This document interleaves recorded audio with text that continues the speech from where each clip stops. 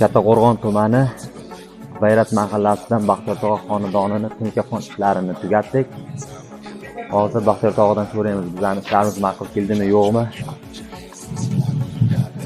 Assalomu alaykum, hurmatli vatandoshlar. Mana bugun 2025-yil Navro'z bayrami kuni. Uyimizda maniki yigitlar, usta yigitlar baraka topsin, umrlari uzoq bo'lsin. 6 kun ichida shu katta hajmdagi ishni bajarib, tunikafonlarni maniki hamda kapon ayvon taklarini hammasini ustanovkalarini lampochkalarga, texnikalargacha qo'yib, bugungi kun talabiga javob beradigan dizayn asosida qidirib ketyaptilar. Shu yigitlar masalan baraka topsin.